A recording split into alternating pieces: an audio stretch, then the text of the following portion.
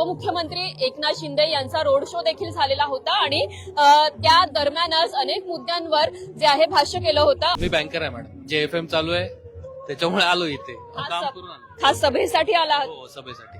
आपण फक्त फक्त बिल्डिंग बांधताय. म्हणजे बाहेर लोकांची परिस्थिती अशी आहे की आजारी पडतायत लोक.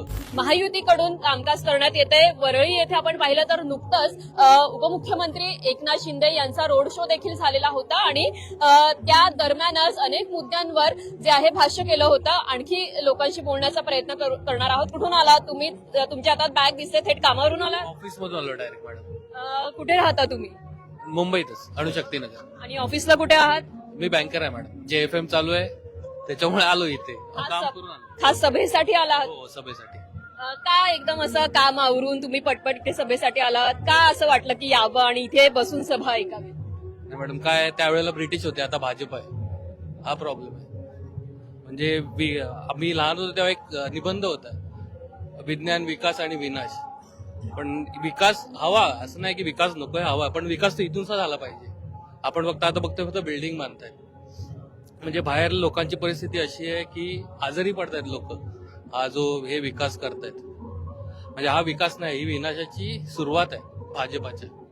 म्हणजे मूळचा कार्यकर्ता जो आहे भाजपाचा, तो दिसतच नाही कुठे आहे तो. फक्त ते एक्स वरती निबंध लिहिण्यासाठी बस.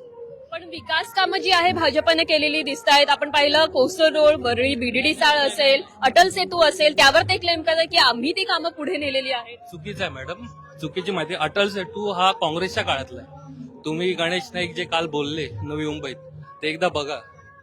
त्यांनी सरळ सांगितलं की त्यात काँग्रेसच्या वेळेचा त्यांचा तो प्लॅन होता, यांनी फक्त तो राबवला. कोस्टल रोडचं सगळं श्रेय हे आदित्य ठाकरेंचं आहे. त्यांनी तो राबवला कोस्टल रोड. म्हणजे हे कसं झालंय, ते करून गेले फक्त फिती कापायला येत, असं नाही होत मॅडम. तुम्ही एक सामान्य मतदार दिसतायत, त्यामुळे काय वाटतं, दोन्ही ठाकरे बंधू एकत्र आल्यावर काही फरक पडेल का? किंवा मराठी माणसांवर वारंवार असं म्हटलं जातं की मराठी माणूस मुंबईच्या बाहेर फेकला जातोय, तर त्यामुळे काही हे थांबेल का असं वाटतं? नक्कीच पडेल मॅडम.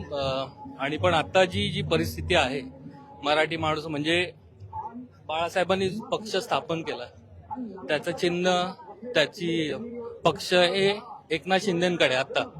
आणि त्यांचाच उमेदवार आहे उत्तर भारतीय, जे तुम्हाला माहिती असेल, दहिसर वॉर्ड क्रमांक 1 आय थिंक, तो उमेदवार उत्तर भारतीय. आणि त्याच्या प्रचारासाठी उत्तर भारतातून लोक आलेली, त्यांनी तिकडचं जे मराठी कुटुंब आहे पाटील, त्यांच्यावरती हल्ला केला. आता त्याच्यावरती एकनाथ शिंदे यांनी काय कारवाई केली हे माहिती नाही, पण ते सांगायला तयार नाहीयेत काय आहेत ते.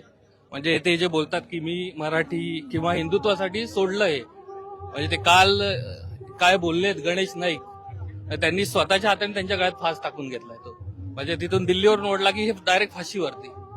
तो खेळ खाल्ला, टांगा पलटी, काय बोललेल ते, घोडे फरार, तेच होणार आहे. ठाकरे बंधूंची यंदा जी आहे महापौर पदाची आपण पाहिलं तर अस्तित्वाची लढाई आपल्याला पाहायला मिळते. तर खरंच असं अस्तित्वाची लढाई दिसतेय का? अस्तित्वाची लढाई शिंदेसाठी आहे. ही लढाई, अस्तित्वाची लढाई शिंदेसाठी, आत्ताच नाही महाराष्ट्रात. आणि ते बोलतात खान महापौर झाला तर चालणार नाही का? आपण हायपोथेटिकली विचार करू, खान नावाची एखादी Zaheer Khan, left arm fast bowler, तो महापौर झाला तर बीजेपीला नाही चालणार. म्हणजे हिंदू मुसलमान ह्याच्यामध्ये, त्या तुम्ही ह्याच्यामध्ये गेलात, ग्रामीण भागात गेलात, त्याचे जात पात, मराठा, मराठेतर, ओबीसी, त्याच्यामध्ये चालू असतं. म्हणजे हे जे बीजेपी करू पाहते ते चुकीचं आहे. म्हणजे त्यांना पदं मिळाली आणि ते मोठे झाले नंतर,